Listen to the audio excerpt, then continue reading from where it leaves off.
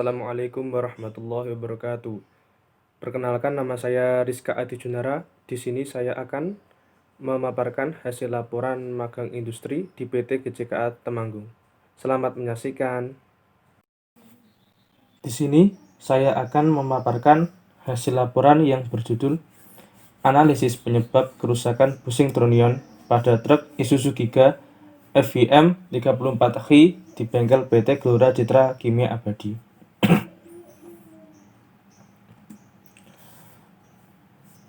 Profil perusahaan. PT GCKA Temanggung merupakan perusahaan yang bergerak di bidang adhesif untuk Polywood yang bertujuan untuk melayani permintaan adhesif perusahaan Polywood di wilayah Pulau Jawa. PT GCKA Temanggung dirancang untuk dapat memproduksi adhesif dengan kapasitas maksimal sebanyak 9.500 ton per bulannya.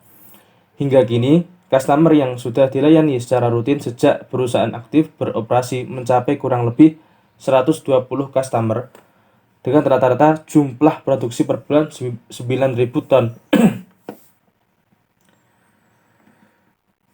Ini adalah struktur organisasi dari PT GCKA Temanggung. Meliputi HRD, accounting, pembelian, formalin, shipping, boiler, logistik, listrik, maintenance, gizi, dan umum. Untuk plan manajernya, pimpinannya dipimpin oleh Pak Abdul Qadir.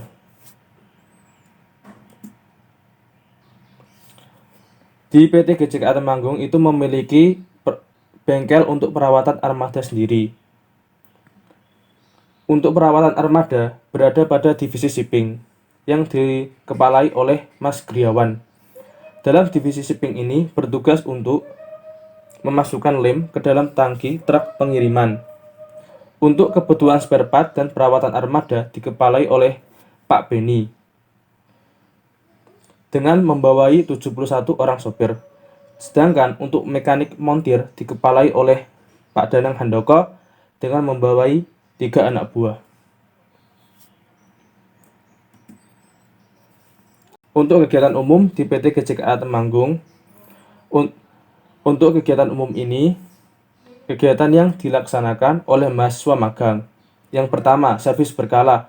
Servis berkala itu dilakukan setiap 15.000 km meliputi penggantian filter oli, penggantian filter solar, penggantian oli mesin.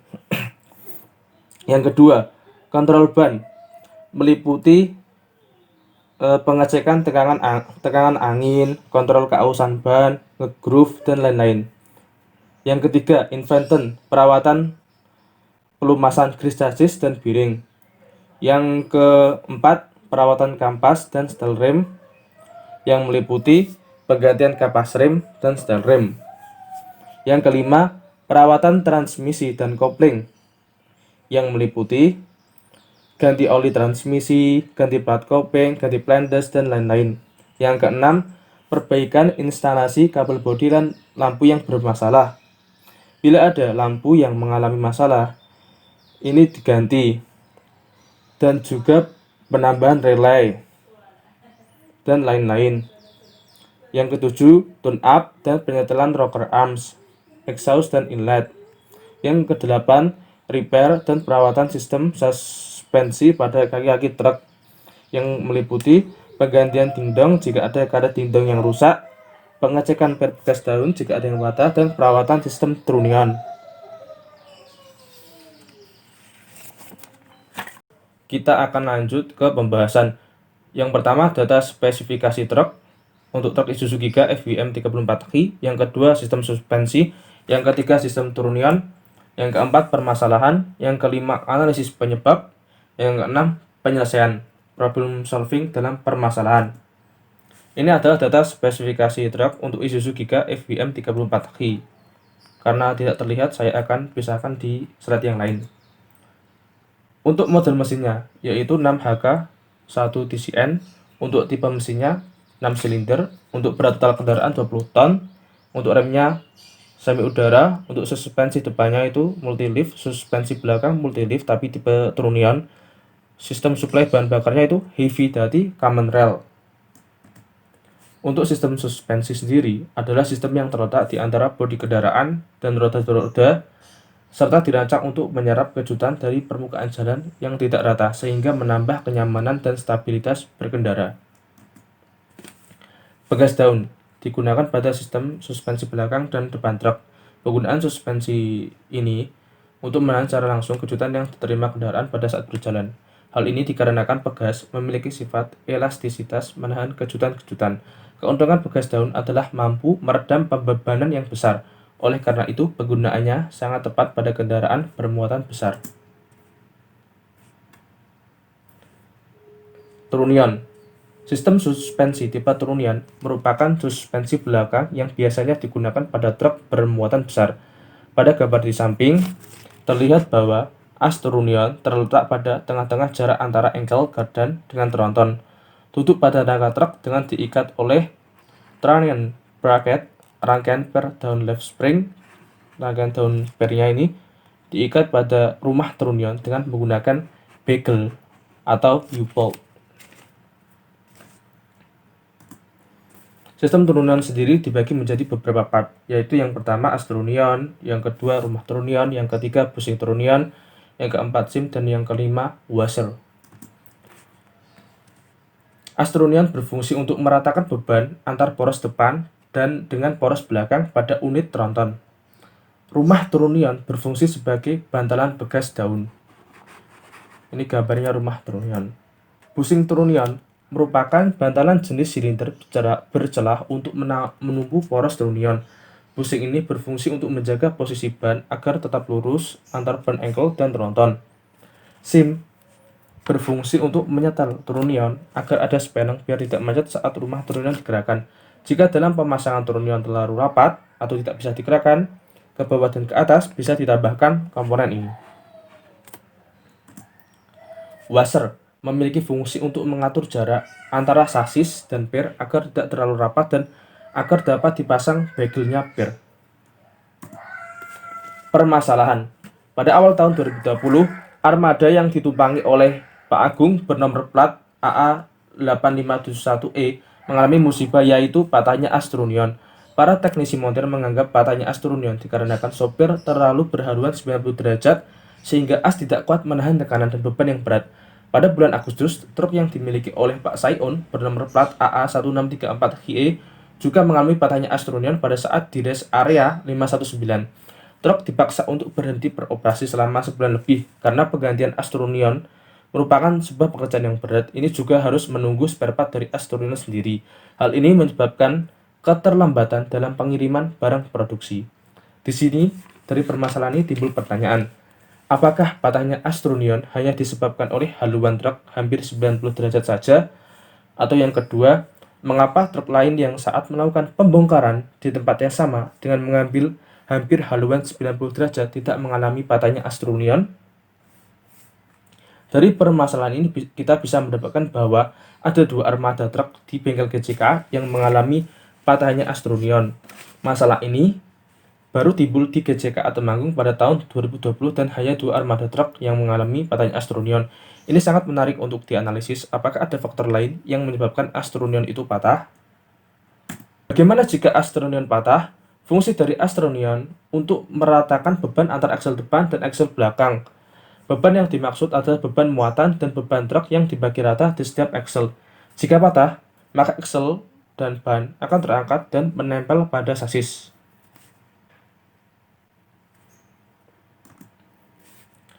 Analisis permasalahan. Berdasarkan kasus yang terjadi, supaya kasus yang terjadi tidak terulang lagi, dilakukan analisa permasalahan. Berdasarkan data yang didapat pada beberapa sopir, terdapat bunyi jeduk pada sistem trunnion ketika truk berbelok dan melewati jalan yang kasar. Sopir menganggap bunyi ini muncul pada suspensi belakang dikarenakan beban muatan yang berat. Maka menganggap hal ini biasa, namun tidak tahu jika itu muncul dari sistem trunnion. Setelah tahu ada permasalahan bunyi pada sistem trunnion, maka dilakukan pembongkaran pada sistem ini. Baiklah, yang selanjutnya adalah peralatan yang harus disiapkan untuk membongkar. Kita bisa melihat peralatan di sini ada banyak sekali yang harus disiapkan untuk membongkar trunnion pada truk. Untuk langkah pembongkaran, yang pertama, siapkan segala alat yang digunakan. Dongkrak truk pada bagian kanan dan kiri, tepat pada bagian bawah bracket root, bagian bawah mountingnya terkue root. Yang kedua, dongkrak dahulu, letakkan penyangga sasis bagian belakang truk, kemudian lepas semua ban. Yang ketiga, letakkan balok penyangga di setiap tromol kanan kiri. Biasanya jumlah balok yang diletakkan di tronton itu ada 8 dan yang ada di ankle itu 7. Pastikan setiap tromol dan sasis itu menempel pada penyangga. Keamanan di sini harus terjamin. Yang keempat, lepas baut bagel pada trunnion. Bautnya menggunakan kunci 36 dengan bantuan pipa yang besar, dan ini harus dilakukan dengan 3 orang. Yang kelima, setelah bagelnya terlepas, maka pukul per menggunakan bodem supaya per terlepas dari rumah trunnion. Memukulnya itu di bagian bawah per kanan dan kiri. Secara bergantian nanti pernya itu akan terlepas dari rumah trunnion. Terus yang keenam, kemudian buka cover trunnion dengan di truk ini kuncinya menggunakan kunci 12. Buka plat trunnion dengan menggunakan kunci 24 dan lepas rumah trunnion dari as trunnion.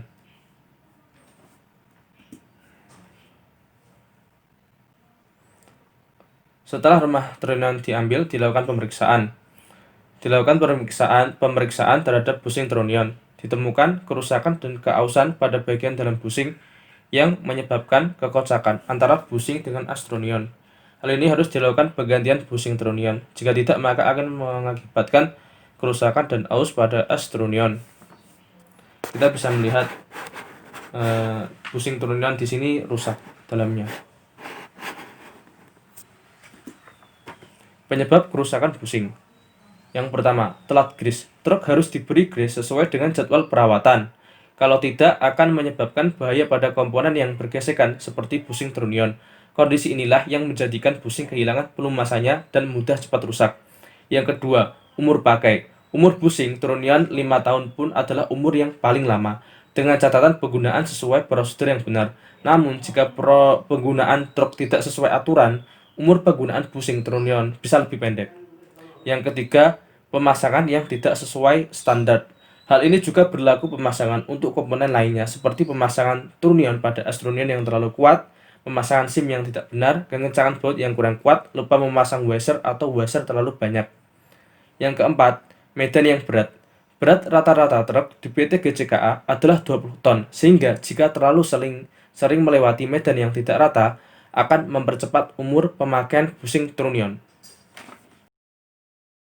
Baiklah, yang selanjutnya adalah perbandingan busing trunnion yang baik dan yang buruk. Kita bisa melihat busing trunnion yang kiri adalah busing trunnion yang berkualitas baik, sedangkan yang kanan sudah mengalami kerusakan dan keausan.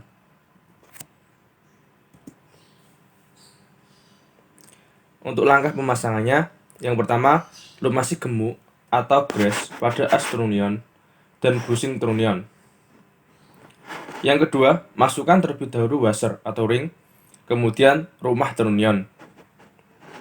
Yang ketiga, pasang plat, lalu cover trunnion. Plat ini dikencangkan dahulu menggunakan kunci 24 dan yang cover trunnion itu menggunakan kunci 12. Kemudian yang keempat, jika sudah dikencangkan baut platnya, coba gerakan rumah trunnion. Rumah trunnion itu harus bisa bergerak sedikit ke atas dan ke bawah. Jika terlalu rapat, bisa ditambahkan komponen sim ini.